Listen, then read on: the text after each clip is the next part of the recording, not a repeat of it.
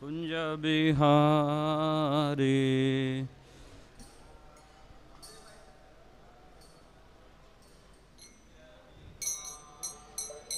Jaya Radha Madhava Kunja Bihari.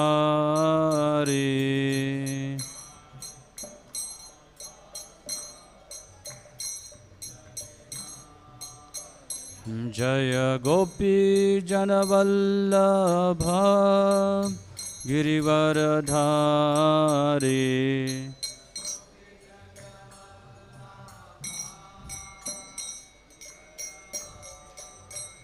Jaya Gopi Janavallabha Girivaradhari.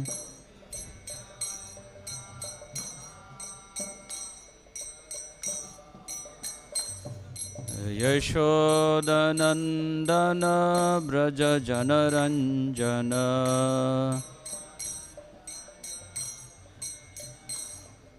Yashodanandana Braja Janaranjana.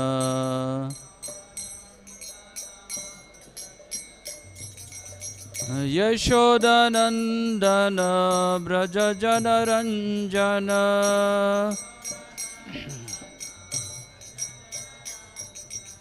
Yamuna Tira Vanachari.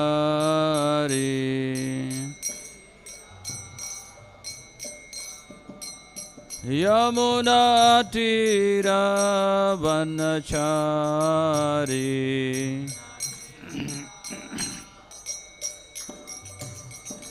Jaya Radha Madhava Kunja Bihari.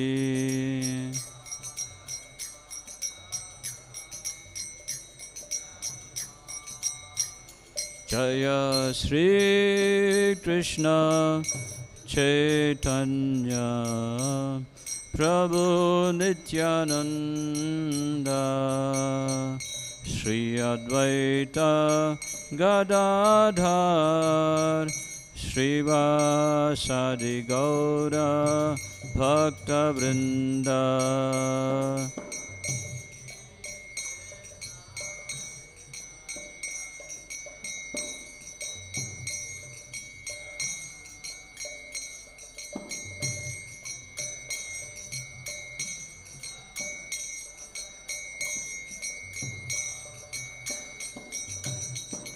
Hare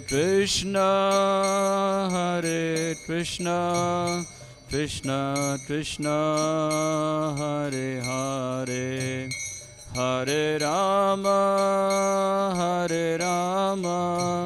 Rama Rama, Hare Hare.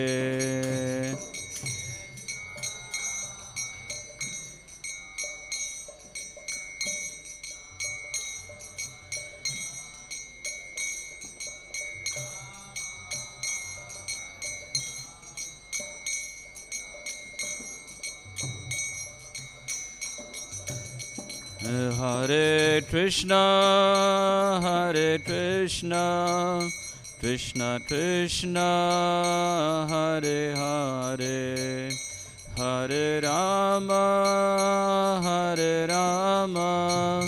Rama Rama, Hare Hare.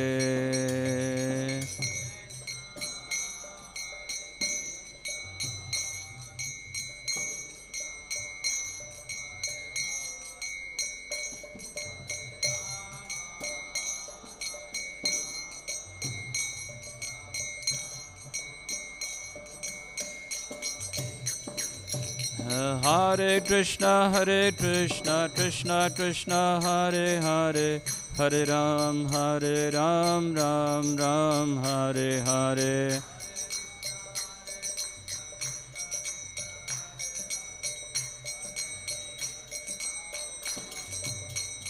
Jaya Prabhupada, Jaya Prabhupada, Prabhupada, Jaya Prabhupada.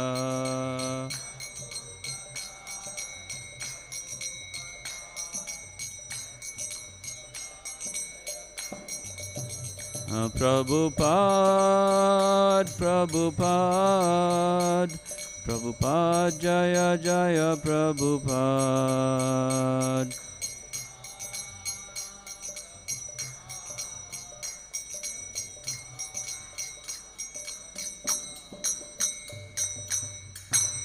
जय श्री हरिनाम संकीर्तन की, श्रील प्रभुपाद की, ग्रंथराज श्रीमद् भागवतम की, निताय गौर प्रेमानंदे। ओम नमो भगवते वासुदेवाय। ओम नमो भगवते वासुदेवाय।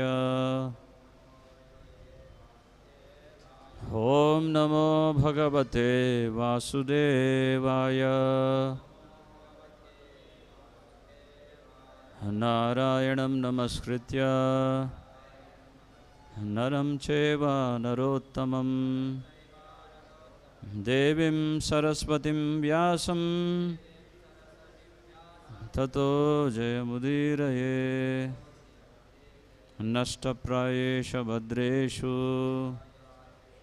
नित्यं भागवत सेवया। भागवती उत्तमश्लोके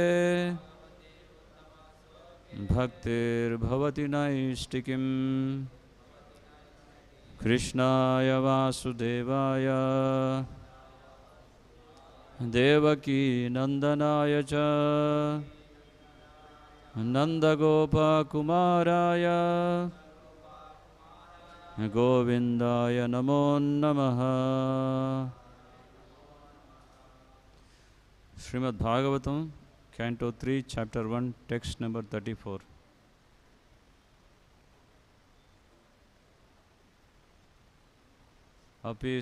अपिस्विद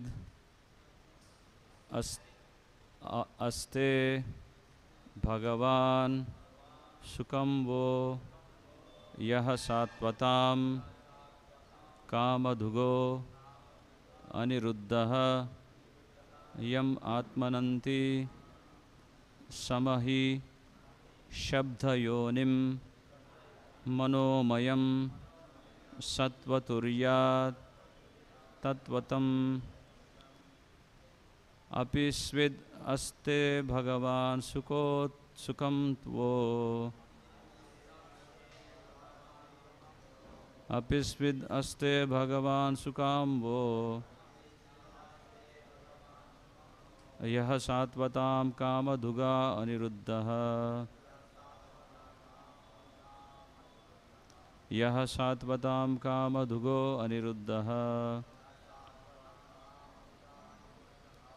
यम आत्मन्ति सम हि शब्दयोनिम्। यम आत्मनन्ति सम हि शब्दयोनिम् मनोमयं सत्वतुर्यात् तत्त्वम्। मनोमयं सत्वतुर्यै तत्त्वम्।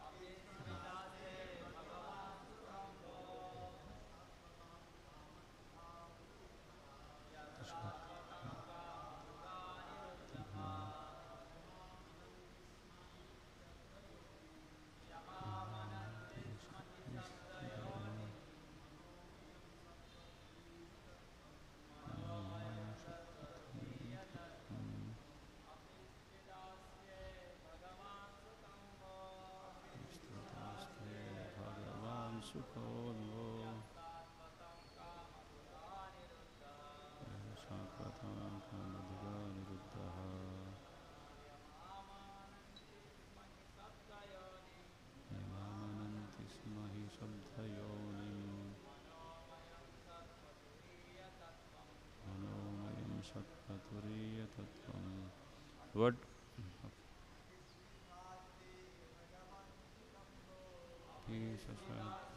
Bhagavan Shukambo Sasatkatam Kamadhugo Niruddhaha.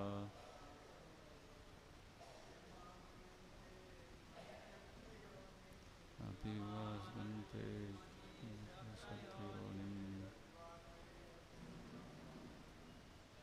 Manomayam Tatkaturiyadatam. What word meaning? Api as also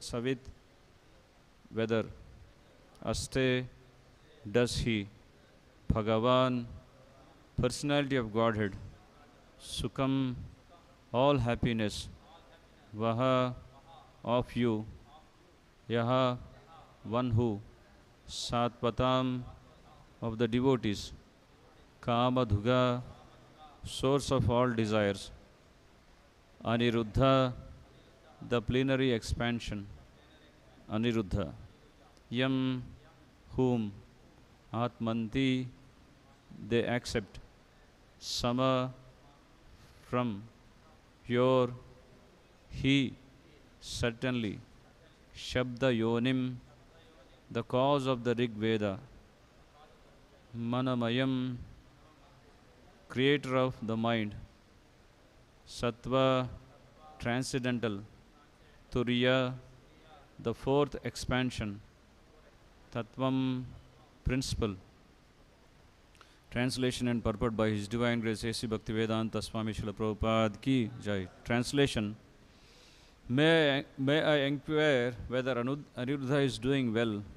He is the fulfiller of all the desires of the pure devotees and has been considered from yore to be the cause of the Rig Veda, the creator of the mind and the fourth plenary expansion of Vishnu.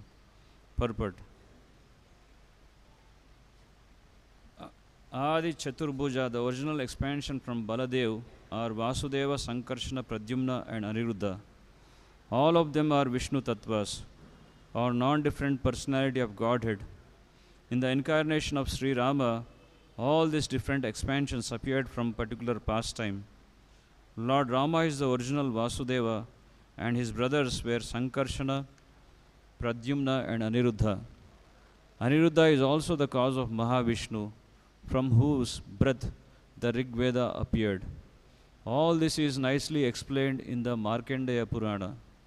In the incarnation of Lord Krishna, Aniruddha appeared the son of the Lord.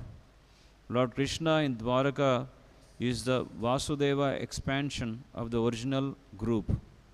The original Lord Krishna never leaves Goloka Vrindavana. All the plenary expansions are one of the same Vishnu Tattva, and there is no difference in their potency.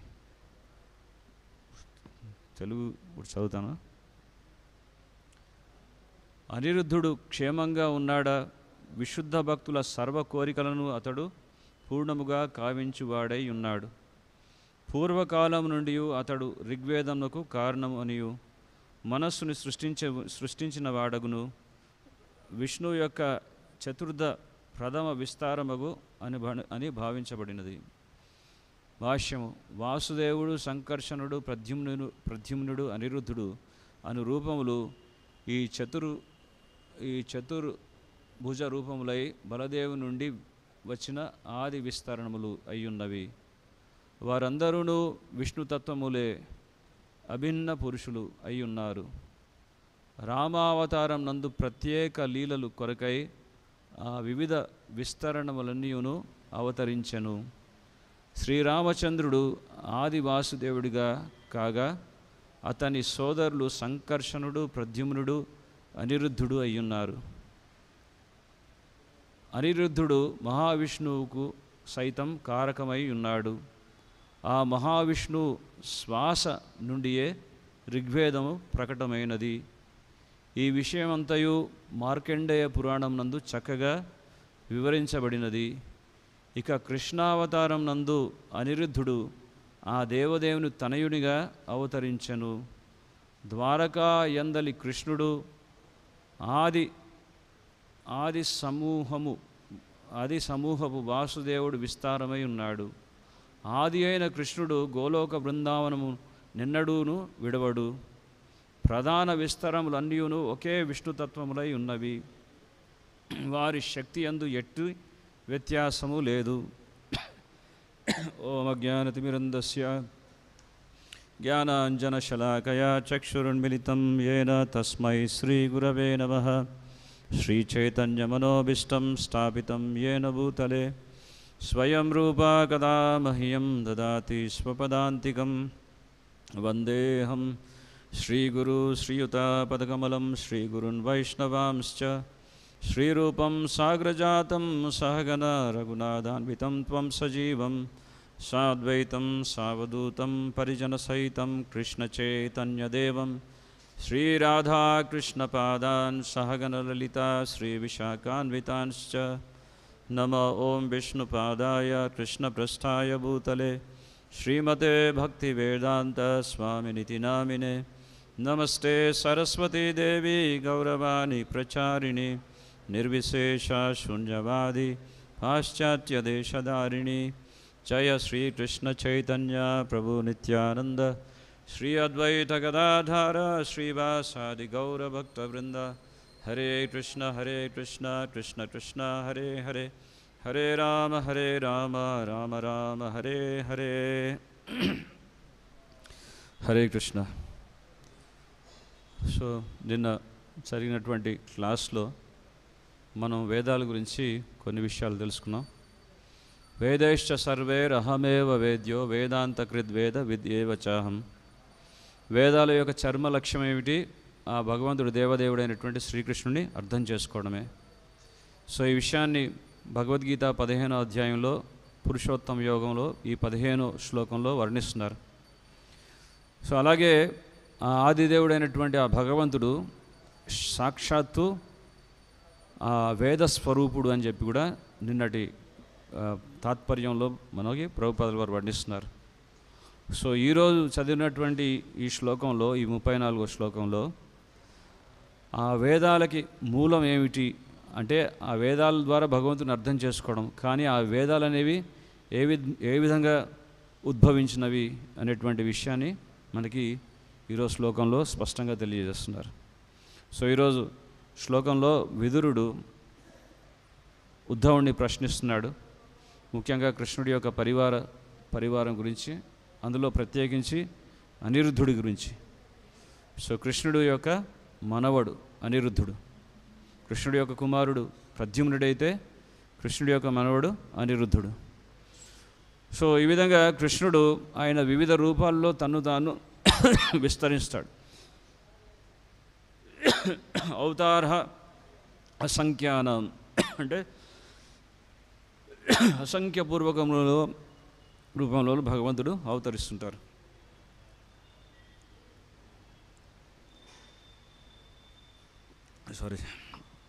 So ఈ విధంగా ప్రభుపాదుల వారు ఆయన ఏమని చెప్తారంటే భగవంతుడు ఎన్ని రూపాల్లో కూడా అవతరించినప్పటికీ కూడా ఆయన ఆ ప్రతి ఒక్క అవతారంలో ఆ పాత్రకి పూర్తి న్యాయం చేస్తారు.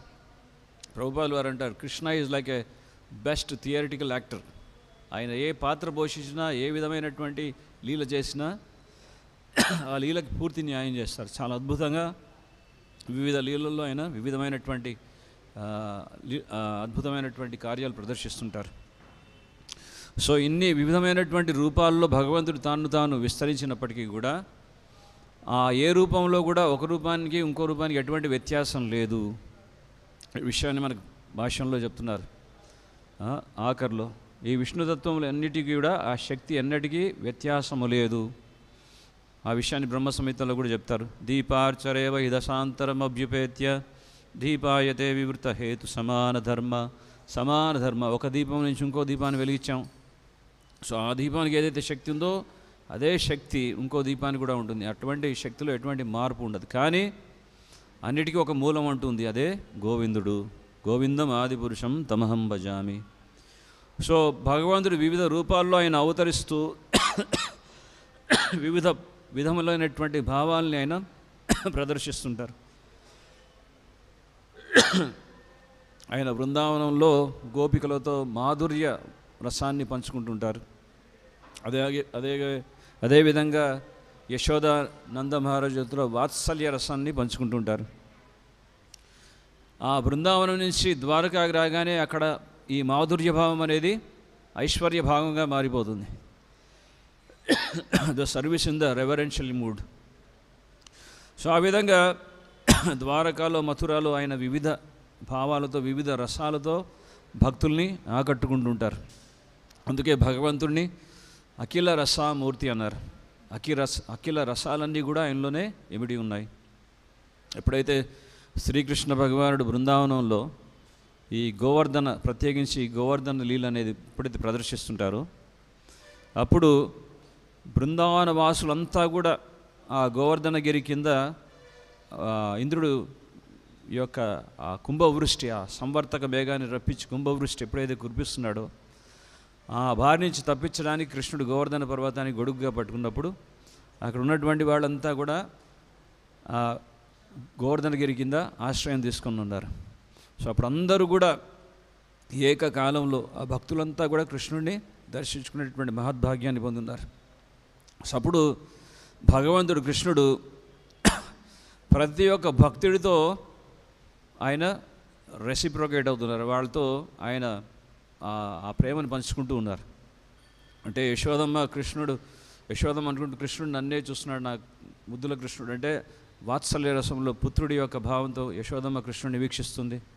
అలాగే గోపికలు మాధుర్య భావంతో, అలాగే కృష్ణుడి యొక్క బృందావన మిత్రులు ఎవరైతే ఉన్నారో వారంతా కూడా సాఖ్యరసంలో జయ శ్రీ శ్రీ రాధా గోవింద అష్టసఖీ బృందకి జయ.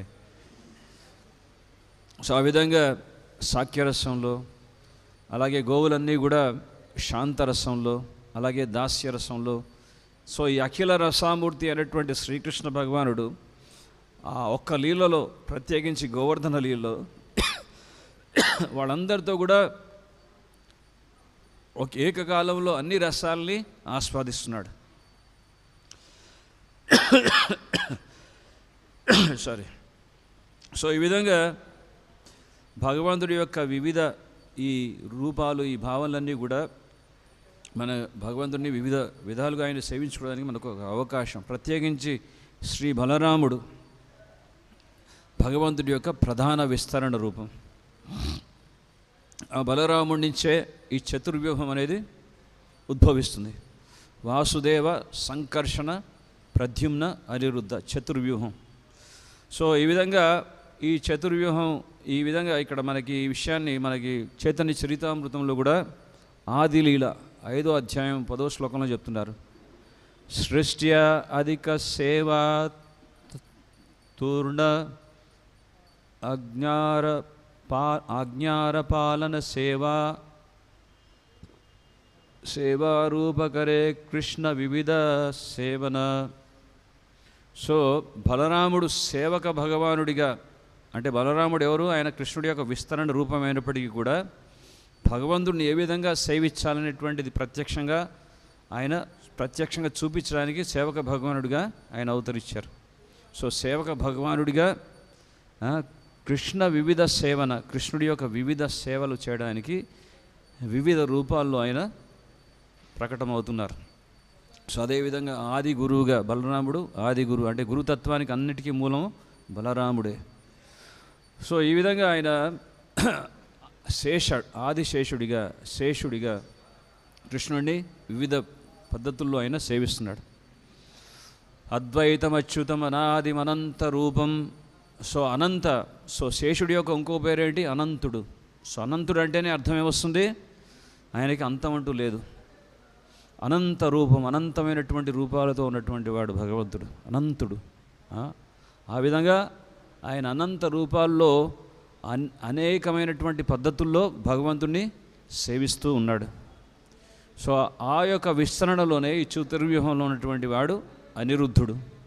సో ఈరోజు ప్రత్యేకించి అనిరుద్ధుడి గురించి వర్ణిస్తున్నారు. సో మొదట విదురుడు అనిరుద్ధుడి యొక్క క్షేమ సమాచారాన్ని అడగకముందు అనిరుద్ధుడి యొక్క లక్షణాన్ని మనకు పరిచయం చేస్తున్నాడు ఇక్కడ.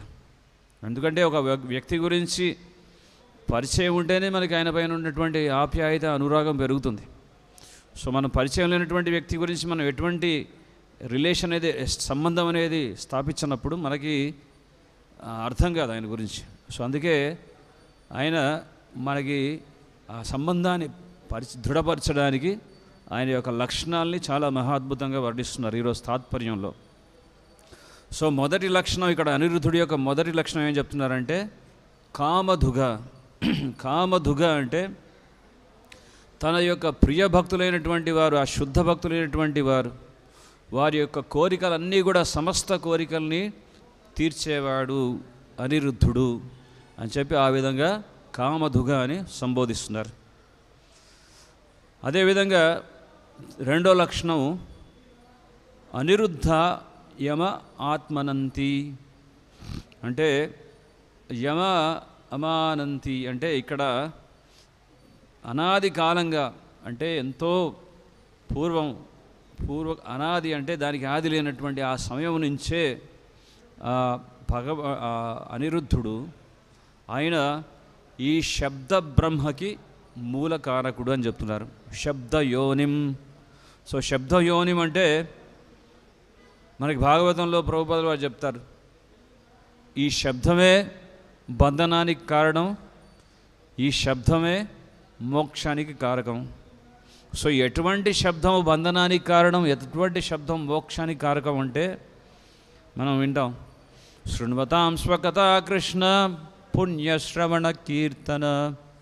సో పుణ్యశ్రవణం అంటే భగవంతుడి సంబంధితమైనటువంటి విషయాలు ఏవైతే ఉన్నాయో అన్నీ కూడా శబ్ద బ్రహ్మ, సాక్షాత్తు భగవంతుడే ఆ నామరూపంలో అవతరించారు. నామకారి బౌద్ధ నిజ సర్వశక్తిస్, ఆ సమస్త శక్తులన్నీ కూడా భగవంతుడి యొక్క నామంలో ఉన్నాయి. సో ఆ విధంగా శబ్ద బ్రహ్మ ఆయన యొక్క నామం రూపంలో అయితే అవతరించారు. అదేవిధంగా ఆయన ఈ యొక్క వేదాలు కూడా మూలమైంది అని చెప్తున్నారు. ఆ వేదాలని కూడా శబ్ద బ్రహ్మ అంటారు. సో ఎప్పుడైతే ఇటువంటి పుణ్యశ్రవణం అనేది చేస్తామో అది మోక్షానికి కారణమవుతుంది. కానీ ఈ పుణ్యశ్రవణానికి విరుద్ధమైనటువంటి పాపశ్రవణం ఏదైతే చేస్తామో అప్పుడు దానివల్ల భగవంతుడి నుంచి చాలా దూరంగా వెళ్ళిపోయే పరిస్థితి ఏర్పడుతుంది. సో అదేవిధంగా ఈ శబ్ద బ్రహ్మం, ఈ శబ్ద బ్రహ్మానికి శబ్ద యోని. సో యోని అంటే ఉద్గమస్థానం. సో ఈ శబ్దం అనేది ఎక్కడి నుంచి ఉద్భవమవుతుంది అనేది మనకి వర్ణిస్తున్నారు. సో ఒకప్పుడు ఈ వేదాలన్నీ కూడా భగవంతుడు ఆయన నుంచి ఉత్పన్నమైనటువంటి ఆయన యొక్క శ్వాస నుంచి ఉశ్వాస నిశ్వాస, ఎప్పుడైతే ఆయన ఆ శ్వాసను విడుస్తున్నాడో ఆ శ్వాస విడవడంతో ఈ వేదాలన్నీ కూడా ఉద్భవించినాయి. సో ఆ విధంగా ఆ అనిరుద్ధుడి యొక్క విస్తరణ రూపమైనటువంటి మహావిష్ణు ఉచ్ఛ్వాస నిశ్వాస, when he is inhale and exhale, so ఆ శ్వాస విడిచేటప్పుడు ఈ ఋగ్వేదం అనేది ఉద్భవించింది అని చెప్తున్నారు. సో ఇక్కడ మనం విన్నాం సంకర్షణ, వాసుదేవ సంకర్షణ ప్రద్యుమ్న అనిరుద్ధ. సో వీరు చతుర్వ్యూహం, వీరి నుంచి 3 పురుషావతారాలు విస్తరిస్తారు. ఆ 3 పురుషావతారాలే మహావిష్ణు, గర్భోదక సాయి విష్ణు, కారణోదక సాయి విష్ణు. సో ఈ విధంగా మహావిష్ణు నుంచి ఉద్భవించినది ఈ ఋగ్వేదం. సో ఒకప్పుడు వేదమంతా కూడా శృతి రూపకంగా ఉండేది, అంటే వేదాలు అనేవి శృతి రూపకంగా ఉండేవి. అవి సాహిత్య రూపంలో అన్వయించినటువంటి వారు వేదవ్యాసుడు వారు. అంటే కలియుగంలో ఉన్నటువంటి పరిస్థితిని, స్థితిగతుల్ని దృష్టిలో పెట్టుకొని కలియుగంలో ఉన్నటువంటి వాళ్ళు ఏంటి, వాళ్ళ లక్షణాలు ఏంటి, మందసు మందమతయో మందభాగ్యాహి ఉపద్రుత. మంద అంటే ఆధ్యాత్మిక జీవితంలో చాలా నిదానంగా ఉంటారు, భౌతికరమైనటువంటి కార్యకలాపాల్లో చాలా ఉత్తేజంగా ఉత్సాహంగా ఉంటారు, కానీ ఆధ్యాత్మిక కార్యక్రమంలో చాలా నెమ్మదిగా ఉంటారు. అందుకే మంద అనే పదం వాడుతున్నారు. అలాగే ఈ జ్ఞాపక శక్తి కూడా లోపించుండదు కలియుగంలో. మొన్న జరిగినటువంటి విషయాన్ని ఈరోజు మర్చిపోతాం. సో అది ఒక లక్షణం అన్నమాట కలియుగంలో. సో మెమరీ పవర్ అనేది తగ్గిపోతుంది. సో ఈ శృతి రూపంలో ఉన్నటువంటి వేదాన్ని సాహిత్య రూపంలో అందజేశారు. ఒకప్పుడు ఈ శృతి అంటే గురు పరంపరాగతంగా వచ్చినటువంటి ఈ వైదిక జ్ఞానాన్ని పరంపర ద్వారా గురువు శిష్యుడికి బోధించేవారు. ఆ శిష్యుడు ఈ జ్ఞానాన్ని విన్న వెంటనే అది మనసులో నిలుపుకునేవాడు. అందుకే శృతిధర అన్నారు. అంటే ఆ జ్ఞానాన్ని ధారణ చేసేవాడు, మనసులో నిలుపుకునేవాడు. అంత గొప్ప సామర్థ్యం కలిగి ఉండేవాడు. కానీ ఇప్పుడు ఉన్నటువంటి పరిస్థితుల్లో అది ఈ కలియుగంలో ప్రత్యేకించి అది సాధ్యపడదు. అందుకే ఈ సాహిత్య రూపంలో వేదవ్యాసుల వారు మనకి ఈ సాహిత్యాన్ని అందజేశారు పుస్తక రూపంలో. సో ఎప్పుడైతే గొప్ప గొప్ప ఋషులు మునులు ఎవరైతే ఉంటారో వాళ్ళు ఈ వేదాన్ని క్షుణ్ణంగా విన్న తర్వాత వాళ్ళకి ఎప్పుడైతే సాక్షాత్కారం కలుగుతుందో ఆ సాక్షాత్కారం కలిగినటువంటి ఆ విషయాలనే స్మృతి శాస్త్రంగా అవి మనకు అందజేస్తారు. సో ఇక్కడ శృతి మరియు స్మృతి శాస్త్రానికి ఉన్నటువంటి వ్యత్యాసం ఇదన్నమాట. సో ఇటువంటి వేదాలన్నీ కూడా వీటిని అపౌరుషయ అన్నారు. అపౌరుషయ అంటే ఈ వేదాలు అనేవి ఒక అల్లటప్ప సామాన్యమైనటువంటి ఒక వ్యక్తి చెప్పినటువంటి మాటలు కాదు. ఇది అపౌరుషయ అంటే సాధారణమైనటువంటి పురుషులు పలికినటువంటి వాక్కులు కాదు. ఇవి సాక్షాత్తు భగవంతుడి యొక్క సృష్టి, భగవంతుడి నుంచి ఉద్భవించినవి. సో భగవంతుడి ఈ వేదాలకి మూలము. అందుకే ఇక్కడ ఈ శ్లోకంలో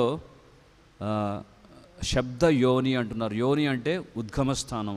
సో ఇక్కడి నుంచి భగవంతుడి నుంచి ఉద్భవించింది అని. ఇక అనిరుద్ధుడి యొక్క మూడో లక్షణాన్ని ఇక్కడ మనకి వర్ణిస్తున్నారు. ఇక్కడ ఏం చెప్తున్నారు? మనఃమయం అంటే ఈ మనస్సుని సృష్టించినటువంటి వాడు, మనస్సుకి మూలకారకుడు ఎవరు అంటే అనిరుద్ధుడు. సో మనకి ప్రతి ఒక్క ఇంద్రియాలకి మనకు ఫర్ ఎగ్జాంపుల్ హృషికేశ అంటాం. శ్రీల ప్రభుపాదుల వారు చెప్తారు, ఉత్తమమైనటువంటి భక్తి అంటే ఏమిటి?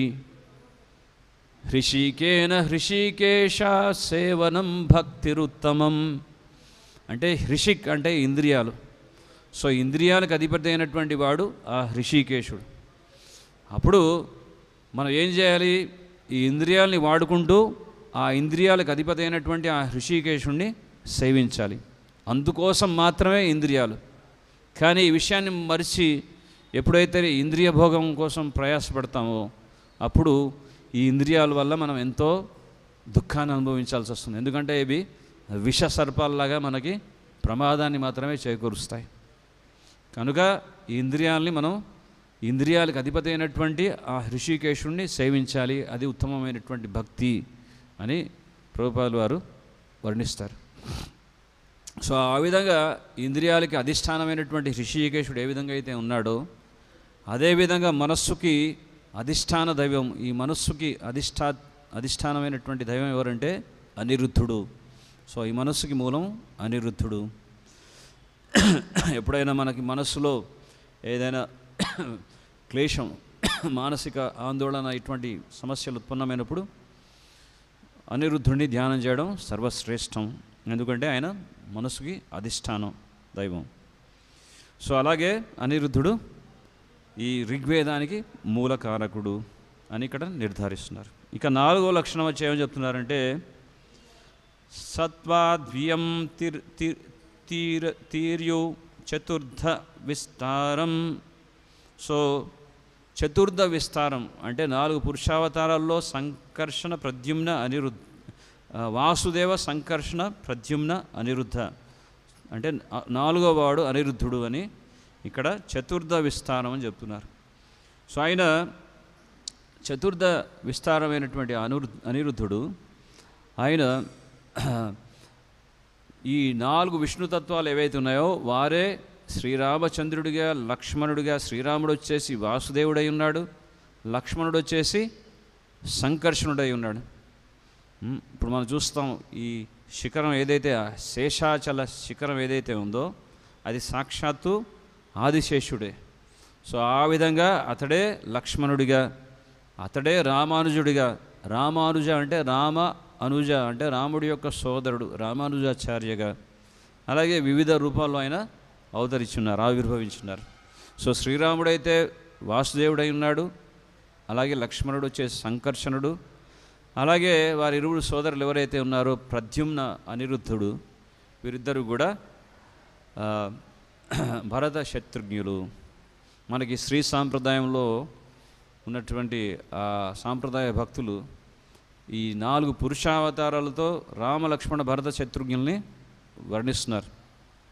సో శ్రీరామచంద్రుడు మర్యాద పురుషోత్తముడు, ఆయన ధర్మానికి ప్రతీక అయితే లక్ష్మణుడు వచ్చేసి అర్థానికి ప్రతీక. మరి లక్ష్మణుడి దగ్గర ఎటువంటి సంపద ఉంది అని ఆయనని అర్థాన్ని అని పోలుస్తున్నారంటే, సంపద అంటే కేవలం ధనమే కాదు, లక్ష్మీ కటాక్షం సిద్ధిరస్తు, లక్ష్మీ కటాక్షాన్ని పొందండి అంటే భగవంతుడి యొక్క సేవా భాగ్యాన్ని పొందడం కూడా లక్ష్మీ కటాక్షమే. అటువంటి సేవా భాగ్యాన్ని పొంది ఉన్నాడు ఆయన. అయోధ్యని విడిచి శ్రీరామచంద్రుడితో పాటు వనవాసాలకి బయలుదేరినప్పటికీ కూడా, ఎటువంటి సంపదలన్నీ ఆయనతో పాటు తీసుకొని వెళ్ళినప్పటికీ కూడా ఆ రాముడి యొక్క సేవా భాగ్యాన్ని పొందున్నాడు కాబట్టి అర్థానికి ప్రతీక లక్ష్మణుడు అని చెప్తున్నారు. అలాగే ధర్మ అర్థ కామ, కామ అంటే కోరిక. మరి కోరికకి ప్రతీక ఎవరు అంటే శత్రుఘ్నుడు. అంటే కామం మనలో ఎప్పటిదాకైతే ఈ కామ క్రోధ మద మాత్సర్యాలు అనేవి ఉంటాయో అప్పటిదాకా భగవంతుని సమీపించడం అనేది చాలా కష్టతరం. సో అటువంటి శత్రువుల్ని సంహరించడంలో సమర్థవంతుడైనటువంటి వాడు క్షత్రుఘ్న, శత్రువుల్ని జయించినటువంటి వాడు. సో యాక్చువల్లీ మనం కూడా అదే ప్రయత్నంలో ఉన్నాం. సో యుద్ధం ఎక్కడో బయట లేదు, యుద్ధము ద వార్ ఈజ్ వితిన్, అంటే మనలోనే యుద్ధం, ద వార్ ఈజ్ వితిన్, మనలోనే యుద్ధం ఉంది. మన ఉన్నటువంటి ఆ కామ క్రోధ లోభ మదమాశ్చర్యాలతో జయాన్ని పొందడానికి మనం చేస్తున్నటువంటి ప్రయత్నమే భక్తి కార్యాలు. సో ఆ క్షత్రుఘ్న అంటే ఆ విధంగా శత్రువుని జయించినటువంటి వాడు. ఇక మోక్ష, ధర్మ అర్థ కామ మోక్ష, మోక్షానికి ప్రతీక భరతుడు అని కూడా చెప్తున్నారు. అంటే ఎందుకు మోక్షానికి కారకుడై ఉన్నాడు భరతుడు? ఎప్పుడైతే శ్రీరామచంద్రుడిని 14 సంవత్సరాలు వనవాసాలకి బహిష్కరించబడ్డారో, అది కూడా కైకేయి యొక్క కోరిక మేరకు, అప్పుడు అయోధ్య వాసులంతా కూడా మీ తల్లిగారు చేయబట్టి ఆ రాముడు 14 సంవత్సరాలు వనవాసాలకు వెళ్ళవలసి వచ్చింది అని చెప్పేసి ప్రతి ఒక్కరూ సూటిపోటి మాటలంటూ అంత భరతుడి మీద నింద మోపుతున్నారు. కానీ భరతుడు, ఆహా నా సోదరుడు లేదు కదా, ఇప్పుడు నేను చక్కగా సింహాసనాన్ని లేలుదామని చెప్పి సింహాసనం మీద కూర్చోలేదు. అదేం చేశారు? భగవంతుడి యొక్క పాదాలని ప్రతిష్ఠ చేసి అక్కడ ఒక కుటీరం వేసుకొని జటాధారిగా అక్కడ ఉండి తపస్సు చేస్తూ భగవంతుడి యొక్క ప్రాతినిధ్యాన్ని వహిస్తూ అయోధ్యని పరిపాలించారు. సో మోక్షానికి కారకుడు ఎందుకు అయి ఉన్నాడంటే, ఎన్నో మానాపమానాలన్నీ కూడా సహిస్తూ భరిస్తూ వీటన్నిటిని తట్టుకుంటూ నిరంతరం శ్రీరామచంద్రుని యొక్క సేవని నిర్విరామంగా కొనసాగించాడు. అందుకే మోక్షానికి కారకుడయ్యాడు. సో ఈ విషయాన్ని మనకి వర్ణిస్తారు. ఏ విధంగా అయితే ఈ 4 శ్రీరామచంద్రుడు ధర్మ అర్థ కామ మోక్షానికి ప్రతీక అని కూడా శ్రీ సాంప్రదాయం వాళ్ళు చెప్తున్నారు. సో ఇది ఈ విధంగా ఉండగా ఇక్కడ మనకి ద్వారకాలీలలో మరి ప్రత్యేకించి ఇక్కడ అనిరుద్ధుడి గురించి చెప్తున్నారు. అనిరుద్ధుడు కృష్ణుడితో ఏ విధంగా సంబంధితుడై ఉన్నాడని. సో 16,108 భార్యలు ఉన్నారు. వారంతా కూడా బాణాసురుడు అనేటువంటి ఆ రాక్షసుడి యొక్క కారాగృహంలో బందీలై ఉన్నారు. సో కారాగృహం నుంచి కృష్ణుడు విడిపించాడు, కానీ వాళ్ళని ఎవరు స్వీకరించట్లేదు. ఎందుకంటే ఈ అసురుడి యొక్క ఆధీనంలో ఉండి వచ్చారు కాబట్టి. మరి వారంతా కూడా భగవంతుని కృష్ణుడు వేడుకున్నారు, మరి స్వామి వాళ్ళని ఎవరిని కూడా స్వీకరించట్లేదు. మరి అంటే అప్పుడు కృష్ణుడు ఎంతో దయతో ఈ 16,000 భార్యలందరినీ కూడా ఆయన వివాహం ఆడాడు. కొంతమంది అంటారు కృష్ణుడికి ఎందుకు ఇంత భార్యలు అని చెప్పి కృష్ణుడిని దూషిస్తున్నారు. కానీ ఇక్కడ ఆ విషయాన్ని అర్థం చేసుకుంటే అప్పుడు తెలుస్తుంది కృష్ణుడు ఎంత ఉదారమైనటువంటి వాడు, ఎంతో కరుణామయుడని. సో ఆ విధంగా ఇప్పుడు మనం ఉన్నటువంటి ఈ మాసం కూడా మలమాసం, అధిక మాసం. సో ఈ అధిక మాసం కూడా వెళ్ళి భగవంతుని ప్రార్థించిందట, మమ్మల్ని ఎవరు పట్టించుకోవట్లేదు, ఈ మాసం ఇది మలమాసంగా మనం తిరస్కరిస్తున్నారు స్వామి, ఏం చేయాలంటే ఆ భగవంతుడే తన యొక్క నామంతో ఈ మాసానికి గుర్తింపించారు. అందుకే ఈ మాసాన్ని ఏమన్నారు? పురుషోత్తమ మాసం. సో అన్ని మాసాల్లో కొల్లా అత్యున్నతమైనటువంటి శ్రేష్టమైనటువంటి మాసం పురుషోత్తమ మాసం. సో అందుకే ఈ మాసంలో మనం భగవంతుడిని ఎంతో గొప్పగా ఆరాధిస్తాం. సో ఈ విధంగా 16,108 భార్యలు ఉండగా అందులో రుక్మిణి ద్వారా ప్రద్యుమ్నుడిని జన్మించారు. అంటే ప్రతి ఒక్క భార్యకి 10 మంది సంతానం. అప్పట్లో ఈ ఓవర్ పాపులేషన్ సమస్య లేదు.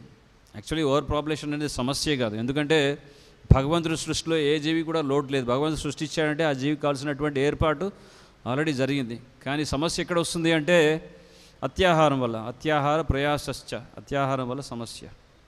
సో అక్కడ 10 మంది, ఒక్కొక్క భార్య ద్వారా 10 మంది సంతానం, వాళ్ళందరికీ కూడా ఒక గొప్ప ఒక సౌరభాన్ని, ఒక మంచి ప్యాలెస్ని నిర్మించారు భగవంతుడు. వాళ్ళందరికీ కూడా చక్కటి ఏర్పాట్లన్నీ కూడా ద్వారకా పట్టణంలో ఏర్పాటు చేయడం జరిగినాయి. సో రుక్మిణి ద్వారా ప్రద్యుమ్నుడు జన్మించగా ఆ ప్రద్యుమ్నుడి యొక్క కుమారుడే అనిరుద్ధుడు. ఆ విధంగా కృష్ణుడికి మనవడై ఉన్నాడు అనిరుద్ధుడు. సో ఇది ఈ విధంగా ఉండగా ఆ బాణాసురుడు అనేటువంటి రాక్షసుడు, ఆయన ఆ బలి చక్రవర్తి యొక్క కుమారుడు. సో ఆయన విష్ణువుని ఆరాధించకుండా విష్ణు మీద వైరాన్ని పెంచుకొని శివుణ్ణి పూజిస్తున్నాడు. ఎందుకంటే శివుడు ఆశుతోషుడు, వెంటనే కోరికలను అనుగ్రహిస్తాడు. సో ఈ బాణాసురుడు ఆయన కఠోరమైనటువంటి తపస్సును ఆచరించి శివుణ్ణి మెప్పించి ఆఖరికి ఆయన కోరుకున్న కోరిక ఏంటంటే నా యొక్క రాజ్యానికి ద్వారపాలకుడిగా ఉండమని చెప్పారు. అంటే గేట్ కీపర్గా ఉండమని చెప్పారు. సో ఇంత తపస్సు చేసి శివుణ్ణి మెప్పించి ఆ ఆశుతోషుడిని కోరుకున్నటువంటి కోరిక ఏంటంటే నా రాజ్యానికి సెక్యూరిటీ గార్డ్గా ఉండమని చెప్పారు. సరే ఇంకా చేసేదేముంది, శివుడు బోలాశంకరుడు కోరికని అనుగ్రహిస్తాడు వెంటనే, కాబట్టి అనుగ్రహించాడు. సో ఆ బాణాసురుడి యొక్క కుమార్తె ఉష, ఆవిడ ఒక రోజున ఒక స్వప్నంలో ఒక అందమైనటువంటి ఒక అద్భుతమైనటువంటి ఒక మహానుభావాన్ని దర్శిస్తుంది. ఆయన ఎవరో కాదు, సాక్షాత్తు అనిరుద్ధుడే. అప్పుడు ఆవిడ యొక్క చలికత్తలో ఉన్నటువంటి ఒక ఆవిడ సేవకురాలు, ఆవిడకి మంచి కళా నైపుణ్యం ఉంది, చక్కగా ఆర్టిస్ట్ అనమాట, మంచిగా పెయింటింగ్ వేయగలదు. సో ఆవిడ పిలిచి నా కళలో ఈయన కనపడ్డాడు, ఈమె యొక్క బొమ్మ గీసి పెట్టు అని చెప్తుంది. సో ఆవిడ గీస్తుంది. ఎన్ని బొమ్మలు గీసినా కానీ ఇది కాదు, ఇది కాదు, ఇది కాదు. మరి ఎవరయ్యా అంటే ఆఖరికి కృష్ణుడి యొక్క బొమ్మ వేస్తుంది. చూస్తే అచ్చు ఈయనలాగా ఉన్నాడు కానీ ఈయన కాదు అని చెప్తాను. ఇక ప్రద్యుమ్నుడి యొక్క బొమ్మ వేస్తుంది. చూస్తే చాలా దగ్గరి పోలికలు ఉన్నాయి కానీ ఇతడు కాదు. ఇక ఆఖరికి అనిరుద్ధుడి యొక్క చిత్రాన్ని గీస్తుంది. అప్పుడు ఇతడే నాకు స్వప్నంలో వచ్చినటువంటి వాడు, ఇతడే నేను వివాహం చేసుకుంటానని చెప్పి ఆ ఉష గట్టిగా దృఢంగా సంకల్పించుకుంటుంది. అప్పుడు ఈ ఉషా యొక్క సేవకురాలు, ఇవే కేవలం చిత్రకారులే కాదు, చక్కగా ఆమె దగ్గర ఎంతో మహేంద్రజాలం కూడా ఉంది, గొప్ప మాయా శక్తులు కూడా ఉన్నాయి. అప్పుడు ఆవిడ ఏం చేసిందట, ఆ మాయా రూపంతో ఒక రూపాన్ని దాల్చి వెళ్ళింది ఎక్కడికి, ద్వారకాకి. సో అనిరుద్ధుడు మంచిగా రెస్ట్ తీసుకుంటూ ఉంటే, హాయిగా పడుకొని ఉండగా, ఆయన పడుకున్నటువంటి ఆ స్థితి నుంచి ఆయన మంచం మీద పడుకున్నటువంటి ఆ మంచమే ఎత్తుకుంటూ తీసుకొని వచ్చి ఆ భౌమాసురుడి యొక్క రాజ్యంలో, ప్రత్యేకించి ఉషా యొక్క ఆస్థానంలో, ఆవిడ యొక్క ప్యాలెస్లో అక్కడ అనిరుద్ధుడిని తీసుకొచ్చేసింది. సో అక్కడ నా కుమార్తె ఆస్థానంలోకి, ఆవిడ యొక్క ప్యాలెస్లోకి ఎవరో పురుషుడు దూరాడని చెప్పేసి సైనికులందరినీ పంపించాడు. ఎవరు? బాణాసురుడు. కానీ అనిరుద్ధ అంటే అవరోధ, ఆయన ఎవరు కూడా అరికట్టలేరు. సో అందరూ కూడా వచ్చి ఆయనకి అరికట్టడానికి ప్రయత్నం చేశారు సైనిక బలంతో, కానీ ఎవరు కూడా అరికట్టలేకపోయారు. సో ఆఖరికి వాళ్ళందరినీ ఓడించాడు అనిరుద్ధుడు. తీరా అక్కడ అనిరుద్ధుడు లేడు ద్వారకాలో. సో ఆ వార్తని, ఆ సందేశాన్ని నారద మహర్షి ద్వారకాకి వెళ్ళి, మరి ఇంతమంది ఉన్నారు, ఎవరైనా మిస్ అయ్యారనేటువంటి విషయాన్ని గ్రహించారా లేదా అని చెప్పి ప్రశ్నించారు కృష్ణుడిని. ఎవరు మిస్ అయ్యారు అంటే అనిరుద్ధుడు కనపడట్లేదు. సో ఎక్కడున్నారు అనిరుద్ధుడు అంటే ఈ బాణాసురుడు అనేటువంటి రాజ్యంలో ఉన్నాడు. సరే, ఈ రాక్షసుడిని హతమారుద్దామని చెప్పి బయలుదేరారు యుద్ధానికి. కానీ యుద్ధానికి వెళ్ళాలంటే మొట్టమొదట ఎవరిని ఎదుర్కోవాలి? శివుణ్ణి. ఎందుకంటే అక్కడ సెక్యూరిటీ బాధ్యత వహిస్తున్నాడు ఆ శివుడు.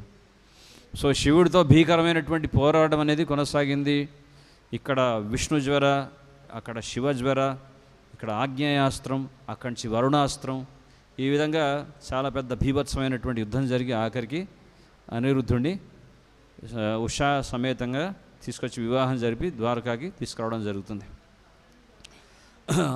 బాణాసురుడి యొక్క బారి నుంచి తప్పించి. సో ఈ విధంగా అక్కడ ఈ లీల ద్వారకాలో జరుగుతుంది.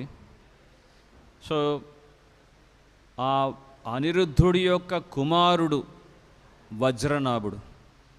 సో కృష్ణుడి యొక్క పరివారం చూస్తాం. కృష్ణుడు యొక్క కుమారుడు ప్రద్యుమ్నుడైతే ప్రద్యుమ్నుడి యొక్క కుమారుడు అనిరుద్ధుడైతే అనిరుద్ధుడి యొక్క కుమారుడు వజ్రనాభుడు, అంటే కృష్ణుడి యొక్క మునిమనుడు. సో ఈ వజ్రనాభుడు ఆయన ఏం చేశారు అంటే ఆయన తను ప్రత్యేకించి ఈ భుజమండలాన్ని స్థాపించారు. అక్కడ కృష్ణుడి యొక్క విగ్రహాన్ని ప్రతిష్ఠ చేశారు. ఎప్పుడైతే కంసుడు యొక్క ధాటికి బృందావన వాసులంతా కూడా ఆ ప్రాంతాలకు వెళ్ళి బస చేసి ఉన్నారు, ఆ ప్రాంతాలన్నింటినీ కూడా వెలికి తీశాడు. కృష్ణుడి యొక్క లీలా స్థలాలన్నింటినీ కూడా పునరుద్ధరించాడు వజ్రనాభుడు. ప్రత్యేకించి ఆయన ప్రతిష్ఠ ఇచ్చినటువంటి విగ్రహాలు ఏమిటి అంటే మనం అంటే ఈ వజ్రనాభుడు ఆ సమయంలో ఉన్నాడు. ఆయన కృష్ణుడు స్వధామానికి వెళ్ళిపోయిన తర్వాత, పాండవులంతా స్వధామానికి వెళ్ళిపోయిన తర్వాత పరీక్షిత్తు ఉన్నాడు, పాండవుల యొక్క మనవడు పరీక్షిత్తు ఉన్నాడు, అలాగే వజ్రనాభుడు ఉన్నాడు. సో పరీక్షిత్తు మహారాజు హస్తినాపురాన్ని పరిపాలిస్తుంటే వజ్రనాభుడు మధురా మండలాన్ని పరిపాలిస్తున్నాడు. సో ఆ విధంగా పరీక్షిత్తు యొక్క సహకారంతో ఈ విగ్రహాల్ని ప్రతిష్ఠ చేశారు. సో ఈ విగ్రహాల్ని ఎలా చెక్కాలి అంటే మనం విగ్రహం చెక్కేటప్పుడు ఏదో ఊహించి చెక్కేది కాదు విగ్రహం. ఎందుకంటే విగ్రహం అంటే అర్చావతారం, సాక్షాత్తు భగవంతుడి యొక్క స్వరూపమునే అక్కడ ప్రతిష్ఠ చేయాలి. సో భగవంతుడి యొక్క స్వరూపం ఎలా ఉంటుంది, దాని అర్థం ఎలా చేసుకోవాలి అంటే దానికి కొంచెమైనా అవగాహన ఉండాలి. భగవంతుడు ఎలా ఉన్నాడు, ఆయన రూపురేఖలు ఎలా ఉన్నాయి, సో భగవంతుడిని చూసినటువంటి వాళ్ళు కావాలి. సో ఆ సమయంలో భగవంతుని చూసినటువంటి వారు ఎవరు అంటే పరీక్షితు మహారాజు యొక్క తల్లిగారు, ఆవిడ ఉత్తరాదేవి.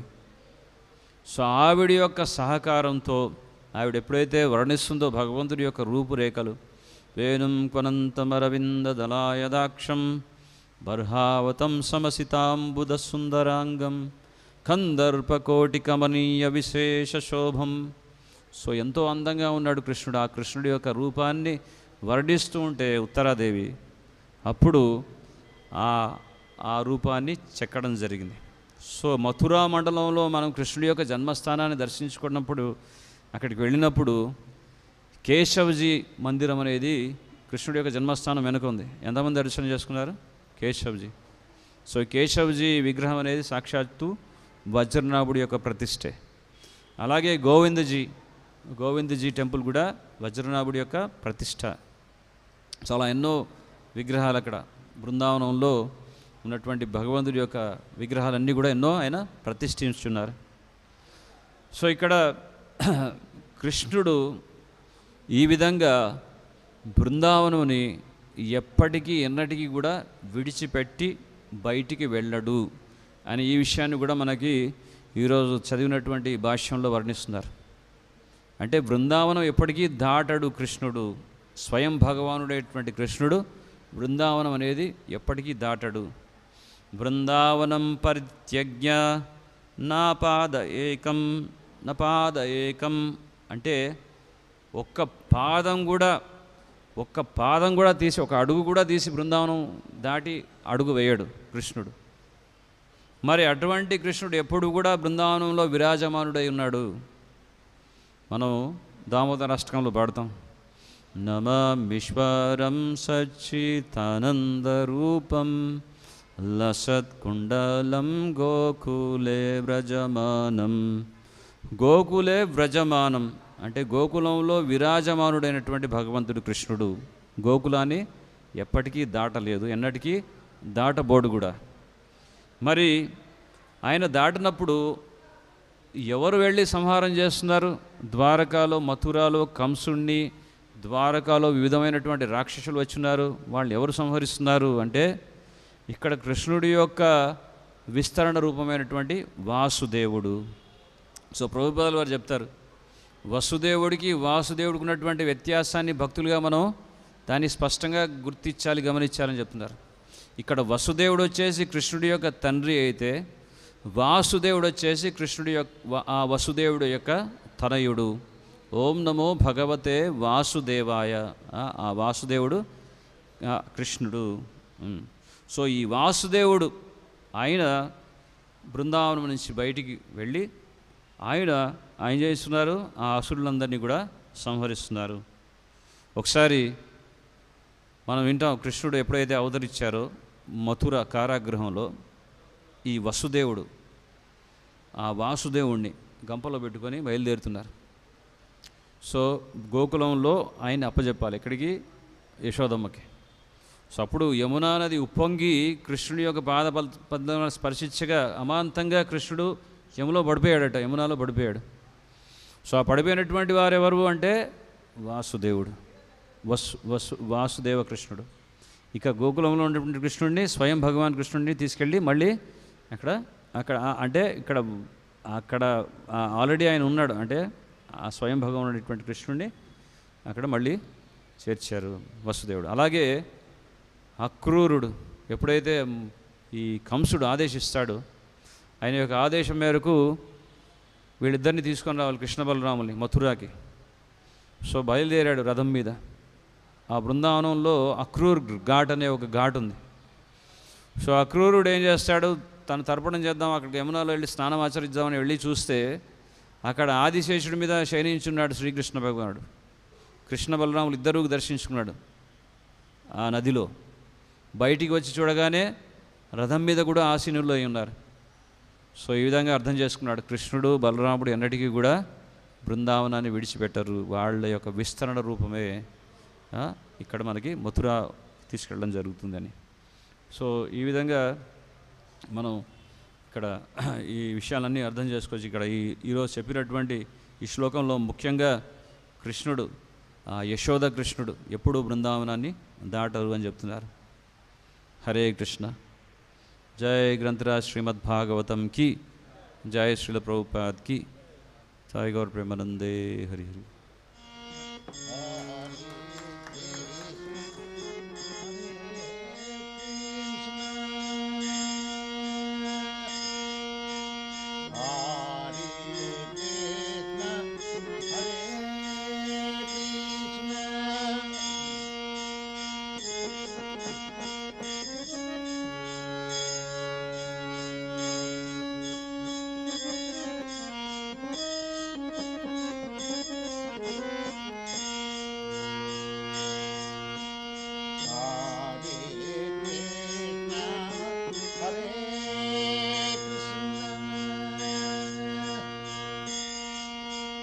Krishna